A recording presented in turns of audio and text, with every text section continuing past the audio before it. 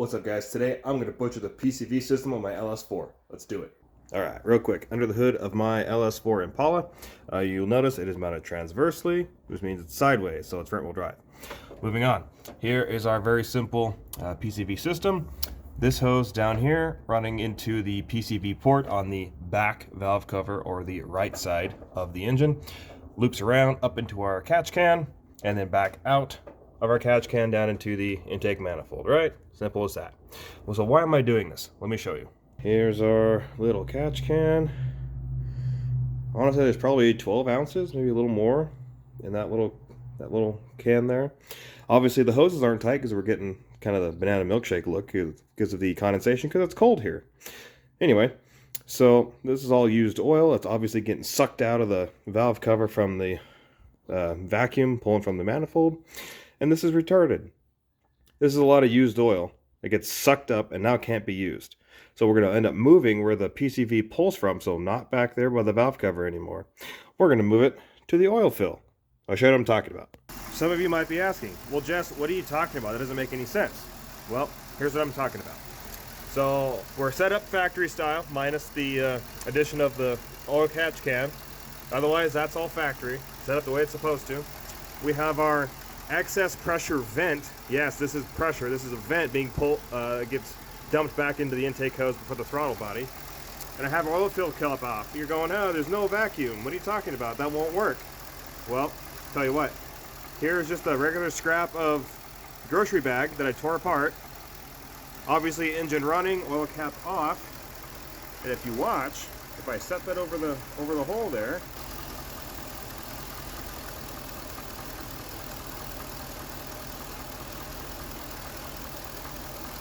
there you go.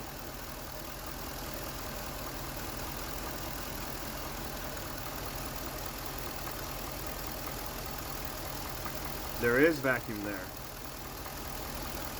Proof of concept. Right? So in theory, after watching that, you can see that obviously crankcase pressure is all relative. Doesn't matter where you pull from, whether it's there or whether it's here. Vacuum is vacuum, pulling from the crankcase. It's all the same. For further proof of concept, I have now plugged off our main vacuum pole. I'm going to cap any residual pressure coming through the oil catch can. Now that pressure has to find a new home. Where is it going to end up, I wonder? So now that we've blocked all that off, it's going to find the least path of resistance. Now look.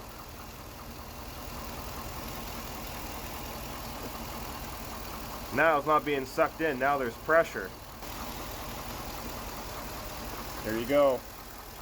Proof of concept. So all that stuff plugged over there, that's going to force all the crankcase pressure to come here. Which if I just run my vacuum source to it instead, it should be golden. Then what I'm going to try to do is flip it around. Maybe we just run it backwards. That way we retain our factory clip. I can still get to the little tab down underneath here to release it. And we're going to find a nice easy bend to work this around to. So right now, if I keep that up, and obviously I'm going to end up replacing this piece of hose I've got on there. Then I'm going to find a nice angle and a swoop to kind of thinking right about in there, maybe a little less, somewhere in this vicinity. It looks like might be the best place for it. So I'm going to get this pulled off, and we're going to start making a mess of things. Also, just now discovered a crack right here in this factory hose. So now we're going to replace that with rubber line too. Why not? We're here. There you go.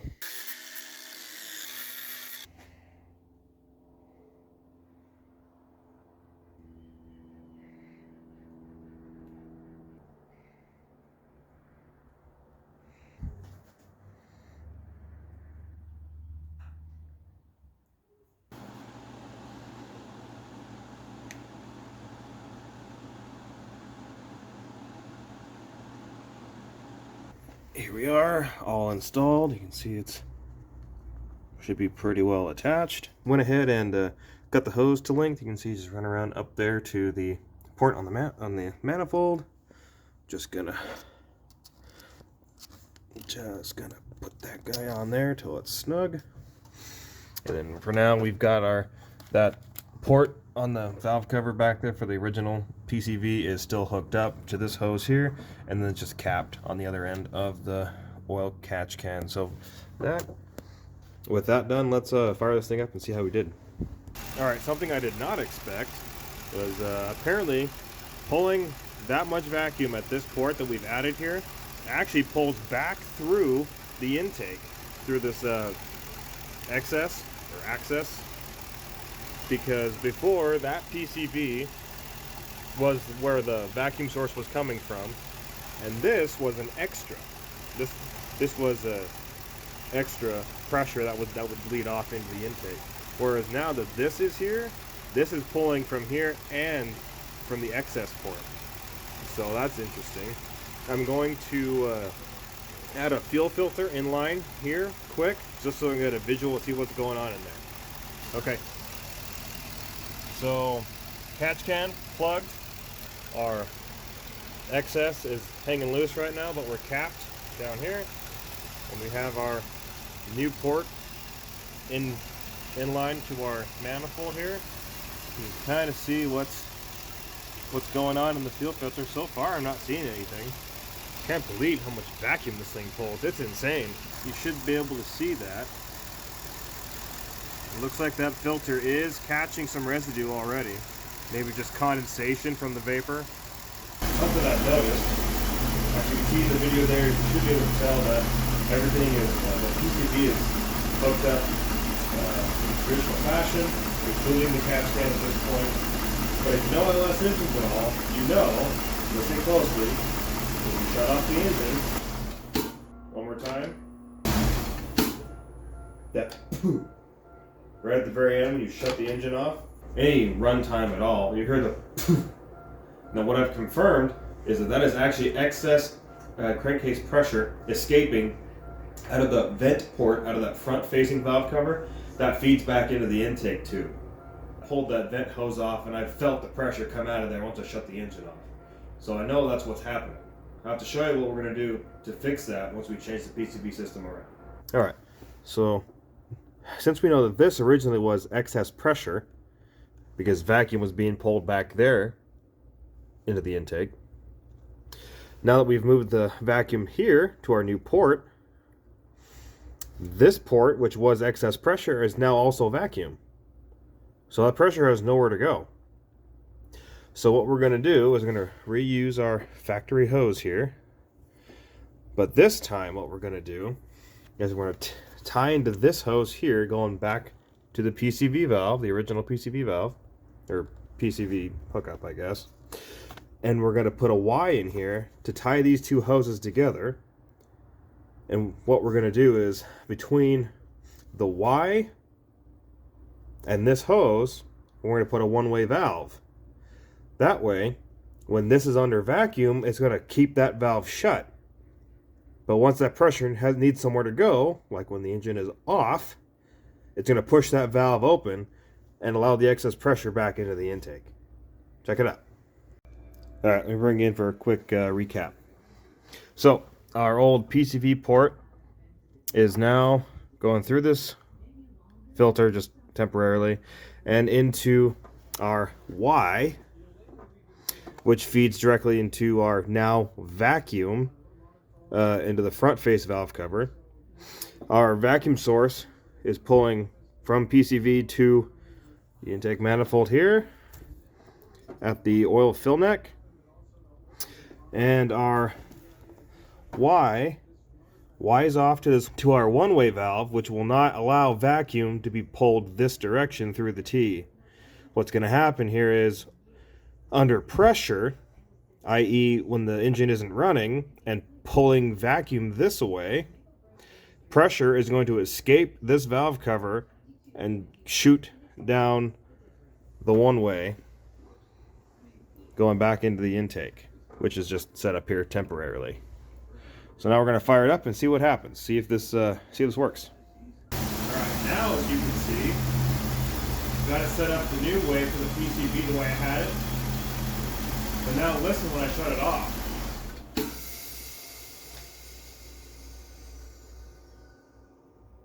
You see how much longer that took? One more time.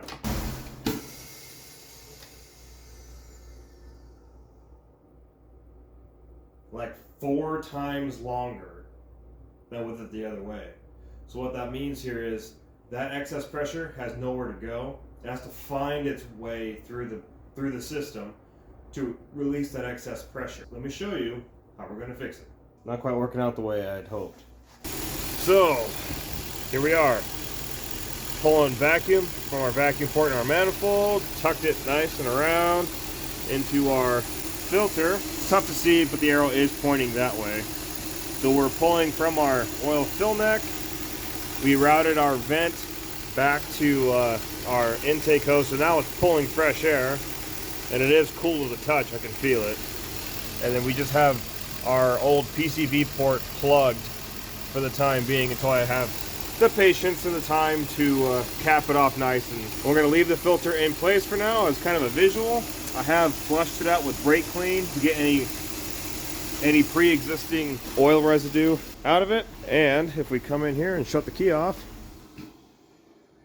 just like that. I think that's going to wrap this project for now. We're going to keep an eye on our filter there, see if we catch anything. And then come in here, and the mileage reads 198,702 miles. So we have video documentation of the current mileage when all this was installed. And you guys can know that I'm going to be honest with you, because if I lie to you about how this is going, I'm only lying to myself. And if I'm lying to myself, then what am I doing here? So anyway, let's wrap this thing up.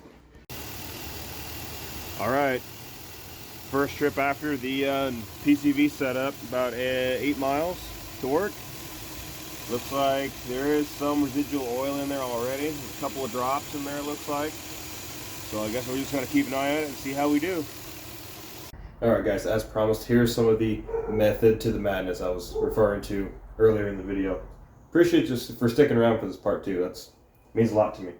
Let me just lead with, I'm not an expert. I'm not a certified anything, except maybe maniac. I don't know everything for sure, I don't know all the specifics, but this is just basically the principles, the basics of how some of this stuff works. Plenty of you that are more than happy to correct me in the comments and so on and so forth. You guys are probably way smarter than I am. This is just what I chose to do, and just kind of explaining why. So, anyway. So bear with me, I'm not an artist. These are horrible drawings, I'm sure, and it's just something quick that I threw up just for example sake and representation and all that good stuff. Anyway, so our basic old school small block design, right? Have our crankcase, pistons going up and down. Here's our oil level respectively, and the little black dots I have represented by the vapor or the positive crankcase pressure, right? Green arrows showing where that pressure is going to go, right? So in the old school engines, right, as the engine was running, typically you'd have either just a cap with a breather in it that would help ventilate that stuff just to atmosphere, or they'd run it back into the intake to be reburned and so on, right? Simple enough. PCV system. So here I have just a basic rough-in representation of like a small block Chevy head, right? So we have obviously our trapezoid shape here is our head, and our combustion chamber, our valve. Yes, that's where the combustion happens. You can tell by the big red star. Boom. Anyway, so you can see here, here's our valve cover, this little rectangle shape here. And again, little black dots representing our vapor, or crankcase pressure. And again, the green arrow signifying where that's going to go. Here's going to be like your vented cap or your PCV valve running to your intake, or just vented to atmosphere underneath, what have you. Some quick research I've done, and things that I have seen. Most small block valve covers, between where they bolt down to the head and the very top where you put that cap in, between 2 and 4 inches. Again, that's just a rough number. I'm sure there's plenty more options. Please feel free to just roast me in the comments. Please, I'm looking forward to it. So between 2 and 4 inches respectively. What's nice about a lot of those valve covers is some of them, you can kind of see right here, would actually have a small baffle that would come down on the inside of the valve cover, which would help suppress the oil that would be coming through strictly air vapor. It would help keep the actual liquid oil where it needed to be, down in the valve cover, in the head. But you'll see here next to it, we have our depiction of the LS style head. You can see same trapezoidal shape, but it has a very shallow, very stubby, short valve cover. The reason for that is if you look at the Corvette or the Camaro, when those engines were debuted in, the way those engines are mounted up in the car, they're probably like a third of the engine is up underneath the cowl. So they didn't have any clearance for any kind of massive, tall, 2-inch valve cover, right? So this, to my understanding, was mostly to save space and save weight. Because like I say, mounted up underneath the cowl, so they didn't have that kind of space. So because of this, and the short valve cover,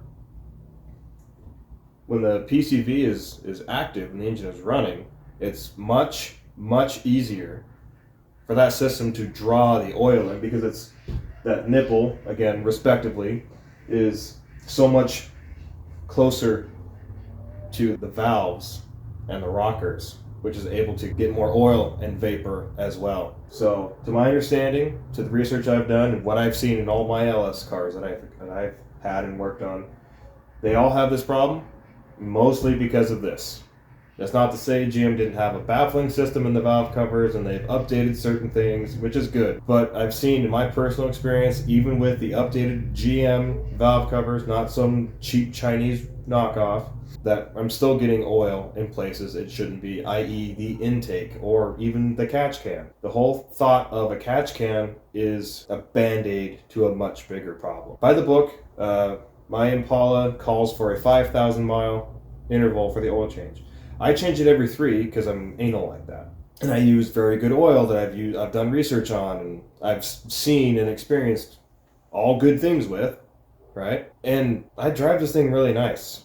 And I want to keep this car around a long time so I don't beat the crap out of it. So there should be no reason for excess oil ending up in places where it shouldn't. So if in between oil changes I have to top off the oil in 3,000 miles and the catch can keeps coming up full, that's a problem that needs addressed. That's why we're doing it. Trying to keep that oil in where it needs to be, not anywhere else, like in the catch can where when after that it can't be used, or dumping into the intake and coating the whole inside of the intake with oil. No, doesn't make sense. Anyway, kind of the basis for this whole issue. So I had an extra LS valve cover laying around. Respectively, from the base of the valve cover gasket to the top, the arch, I guess you could call it, I got about 1 inch and 5/16. Again, I'm not a math magician. That's pretty close. Okay, be sure to chew me out for that. I'm sure I'm wrong too.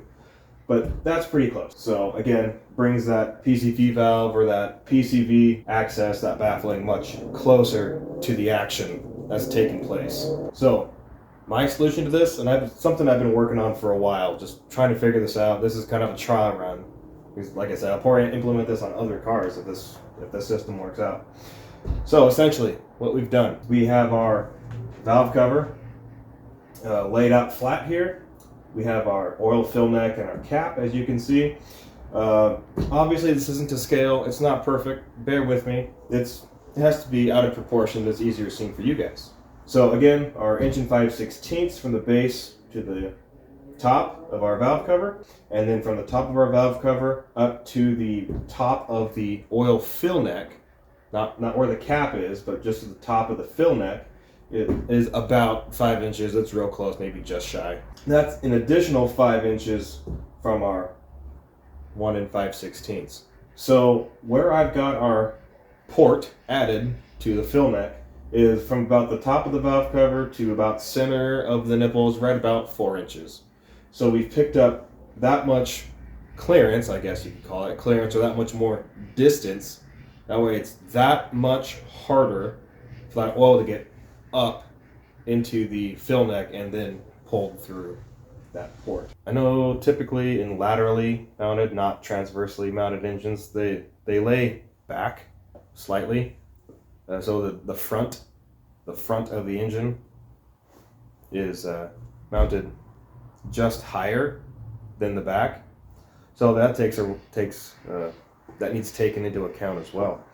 So from what I saw, about 3 degrees, 3, 5, somewhere in that ballpark is kind of where most of them, or a good number of engines, are mounted. The lateral ones, going from front to back with the body of the car, not transversely, like my goofy Impala. So when your PCV is pulling from the back of the valve cover in your laterally mounted engine cars, if you step on it, you know, when you feel that pressure, you get pushed back in your seat. In principle, the oil is doing the same thing. Any loose oil is being pushed to the back, right? That's why the pickup normally sits in the sump. That way when you're going up or down hills or going off-road or whatever, you take off, all the oil gets pushed back into the sump to be picked up by the oil pump. You don't starve the engine. Same thing. Any loose oil in the valve cover, in the head, is going to slosh back, typically where your PCV valve is, right? So as far as my car goes, because the LS4 is mounted transversely, I don't know if that degree is correct or not, but I don't have any fancy measuring equipment or angle finders or anything like that. But honestly, just sitting here on my concrete floor, which is respectably level, we'll call, if you're just looking at the engine over the fender, you can tell it's laid back.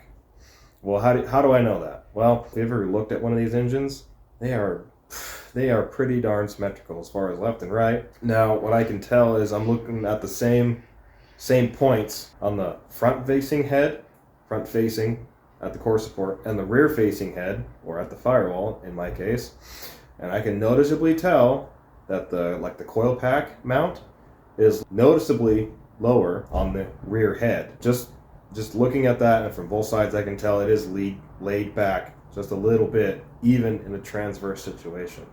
So that principle of the oil moving under load or under throttle is the same. That oil is going to be pushed back, which is either going to help splash the oil up into the baffles, or it's going to build enough oil to build up the level, I guess, into the head that could be up into the baffling for the PCV.